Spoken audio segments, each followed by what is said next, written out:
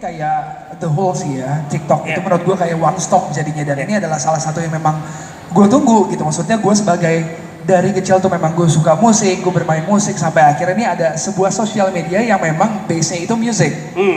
Jadi bener-bener kayak gue mungkin adalah salah satu orang yang tidak rajin untuk membuat konten secara video.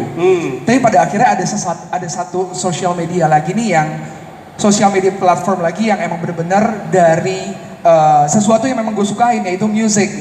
Dan di situ kayak lebih mempermudah juga untuk gue bisa berinteraksi dengan para audiens gue, atau mungkin malah akhirnya gue tidak, misalkan gue ngedengerin satu lagu di TikTok Music dan gue suka lagu ini, tapi gue nggak tahu cara nge-reach orang ini seperti apa, padahal gue pengen banget gimana caranya gue bisa berkolaborasi dengan orang ini gitu. Tapi dari comment section ini akhirnya gue juga bisa nge-reach kan pada akhirnya, dan itu sangat mempermudah untuk seorang musisi untuk bisa membuat atau membuka peluang lebih besar lagi kepada musisi-musisi lain dan juga ke audiensnya.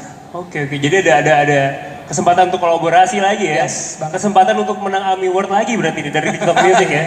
Amin ya, siapa tahu kan. Betul. Ketemu Kara Chenoa yang lain gitu di TikTok Music.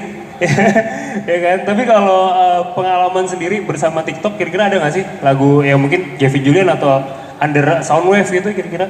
Soundwave dan Jevin sebenarnya pengalamannya itu kayak yang tadi gue bilang, gue itu bukan tipe yang rajin untuk bikin konten secara video, tapi ternyata tuh ide-ide kreatif video itu tuh bisa datang dari siapa saja. Maksudnya kayak gue rilis lagu, gue nggak tahu tiba-tiba ada orang yang bikin konten dan kayak wow bagus ya kontennya ya, dan akhirnya malah gue mensupport konten itu sampai akhirnya malah banyak orang yang memakai lagu gue untuk membuat konten yang similar.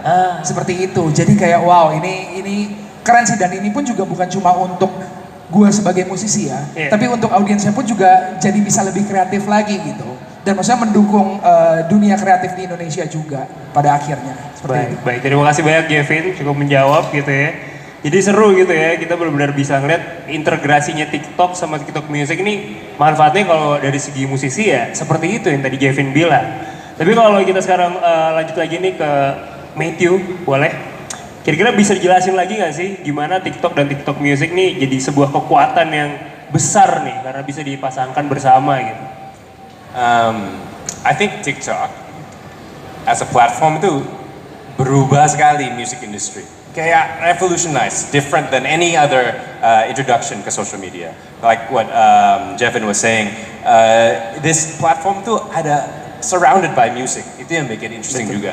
Nah, what makes it powerful itu orang bisa discover di TikTok tapi dengarnya di TikTok Music. Now I hear Aziz punya story. Setiap hari, nah this is just a fact yang orang tahu. Setiap hari ada 100,000 songs are added to TikTok Music. It is crazy. The amount of music that comes out di dunia ini sekarang ini banyak sekali. Nah, Aziz lagu pertama keluar, sekarang kalau kalian download TikTok Music, lihat chartnya TikTok Music, itu lagu dia itu nomor 7 di chart itu. Which means he's number 7 out of how many? Millions and millions and millions of songs. Itu powernya of TikTok discovery and consumption di TikTok Music. So I'm really proud of the alignment ya. Itu dia sinerginya ya, sekali lagi kata kunci sinerginya, impactnya bisa sebegitu. Terima kasih banyak atas pertanyaannya, cukup kritis ya. Silahkan dijawab mungkin dari Mas Tommy, terus Mas Jevin, juga Mas Matthew semuanya. Berurutan tadi, semuanya kan pengen dengar dari jawaban perspektif semuanya kan? Baik, silakan. Terima kasih Mbak atas pertanyaannya. Mungkin yang pertama perihal royalti ya Mbak. Kebetulan royalti itu dari label dan partner DSP dan juga dengan artis itu pembagiannya masing-masing Mbak. Dalam arti kata satu artis dan artis lain tuh bisa berbeda. Jadi kalau dibilang gambaran keseluruhan seperti apa tuh agak sulit sih Mbak. Untuk pertanyaan kedua, gimana cara suatu lagu bisa jadi FYP? Nah, itu sebenarnya kita juga masih belum punya formula pasti sih Mbak, karena kalau udah pasti semua lagu kita FYP. Tapi pokoknya yang penting lagunya dipakai untuk sound creation sebanyak-banyaknya di TikTok sih. Mungkin segitu. Baik, kalau dari Jevin kira-kira ada perspektif tambahan? Untuk royalti ya, royalti sebenarnya tadi udah dijawab, dan kalau menurut saya sendiri mungkin itu tergantung emang obrolan aja ya, karena memang tidak ada pakem tertentu kalau menurut saya. Dan kalau untuk FYP sendiri juga saya sangat setuju sama Mas Tommy, kalau misalnya memang mudah semua lagu gue udah FYP pastinya. Jadi memang nggak ada formula yang gimana-gimana, jadi gimana kreatifnya kita membuat sebuah konten agar disukai sama audiens dan relatable sama audiens dengan cara kita sendiri yang pada akhirnya bisa direkomendasikan ke audiens-audiens lainnya. Mungkin itu. Baik, nah nih yang udah FYP terus nih, gimana caranya? Ayo sis, jelasin nih. Cek. Udah. Thank you guys. Kalau misalnya soal penjelasan royalti aku sama seperti Mas Tommy. Terus kalau misalnya soal FYP, mungkin aku sama tapi aku pengen nambahin dikit karena kalau misalnya kita bahas soal promo si lagunya di TikTok Music dalam bentuk video, mungkin kita bisa ngembangin tema lagunya dan mungkin kayak ya dikembangin jadi ada video storytellingnya, ada video terjemahannya, ada video apanya gitu. Mungkin itu sih, tergantung kreatif masing-masing. Benar. Story-nya tuh ya, yang penting ya, diangkat ya, baik. Nah, dari Matthew, silakan Matt. Okay, thank you for the question. Pertama, sisi dari royalty. What Mas Tommy is correct. DSPs pay the labels, itu from royalties.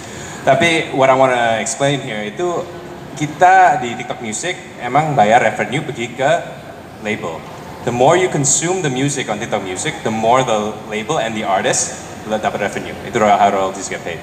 Nah, kita pikir itu penting banget untuk TikTok Music.